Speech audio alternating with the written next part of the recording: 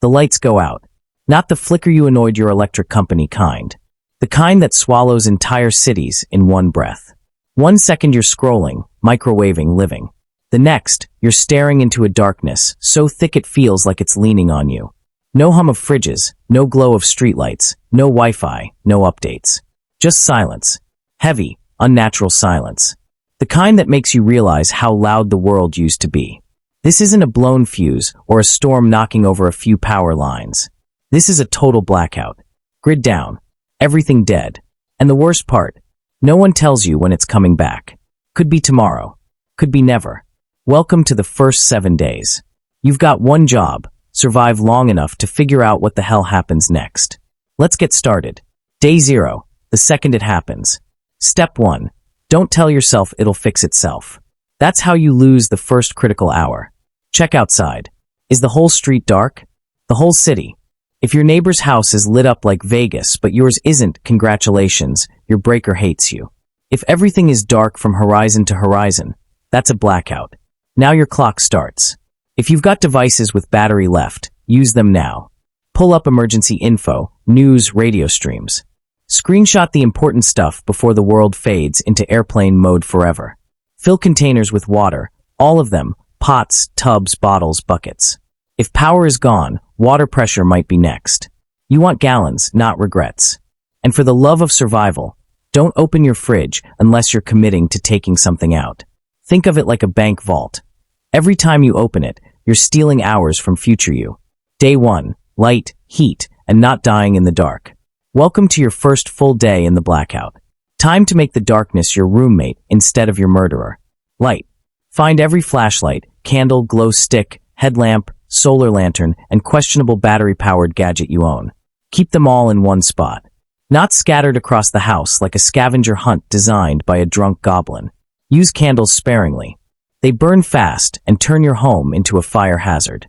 One knocked over candle and congratulations, you'll be the only one creating light, by accident, with your house.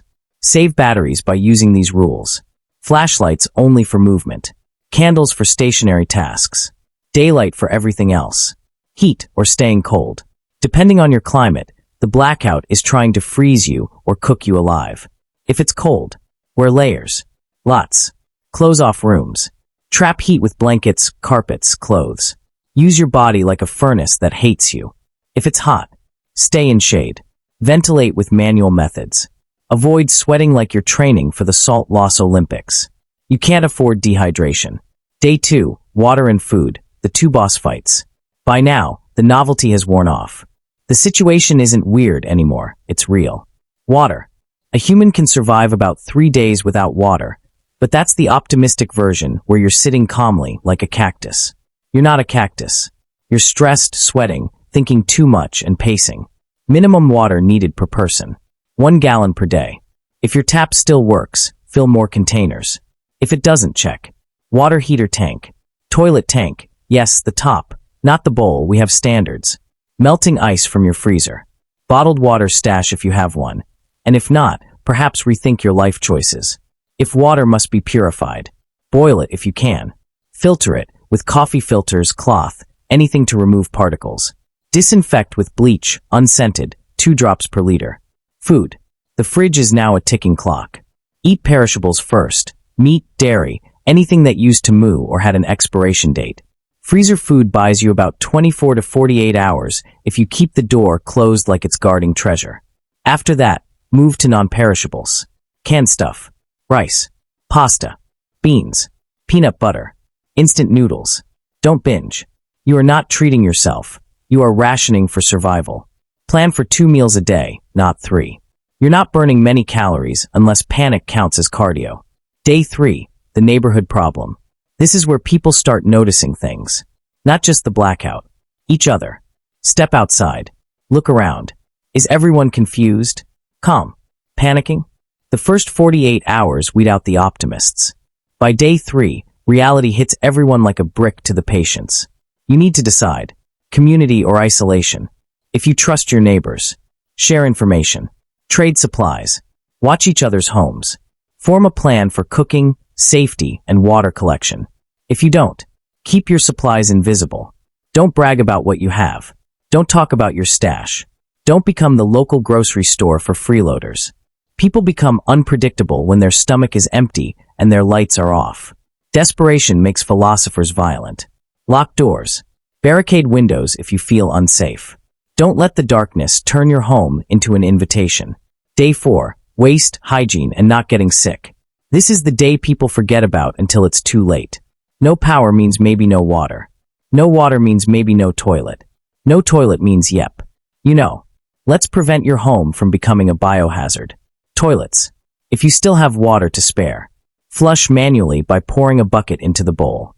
If you don't, line the toilet bowl with a heavy garbage bag. After each use, add a layer of sawdust, cat litter, dirt, or shredded paper. Tie it off when full and store it far away. Hygiene. You may think skipping showers makes you mysterious. It just makes you gross. Use wet wipes, boiled water plus cloth, hand sanitizer, liquid gold, any clean water source for a quick survival bath. Infection spreads fast without hygiene. Congratulations, you don't want to die of a rash. Day 5. Security and nightfall. By now, tensions rise. Nights feel longer. Shadows seem louder. And people who didn't prepare are getting motivated. Here's how to not become a target. Light discipline. Keep lights low and covered. A single bright window in a blackout is basically a neon sign saying, "We have stuff. Don't be the lighthouse of the desperate." Sound discipline. Keep noise down. Generators hum like giant metallic mosquitoes, and everyone can hear them. If you use one, run it only during daylight. Defensive awareness. You don't need to build a fortress. You just need to think like someone who doesn't want visitors. Lock all doors. Reinforce weak windows. Keep tools near you. Don't sleep near exposed entrances. You're not trying to win a war. You're trying to avoid one. Day 6. Mental breakdown prevention. This one matters more than most people think. Your brain hates silence. It hates darkness. It hates uncertainty. By day 6, panic turns into exhaustion. Exhaustion turns into mistakes. You need routines. Morning tasks, water collection, cleanup. Midday tasks, food prep, inventory. Evening tasks, security, rest. Structure is the antidote to fear. Talk to someone if you're not alone. If you are alone, talk out loud. It keeps your mind from spiraling into the dark corners. Read. Journal. Move around. A still body creates an anxious mind. Day 7. The assessment. Congratulations. You survived a full week without power, which in blackout math is basically a PhD in not dying. Now the real question. What now? Check. Is the blackout still citywide? Are emergency vehicles back? Is there any official communication? Are neighbors calmer or more frantic? If nothing changes, prepare for long-term survival. Start rationing harder. Start planning for extended water sources, food sources, cooking methods, and community alliances. If things are improving, stay cautious. A grid doesn't recover instantly, and neither does society. Either way, you've made it this far. You didn't panic. You didn't starve. You didn't let the darkness win. That's a victory in any apocalypse.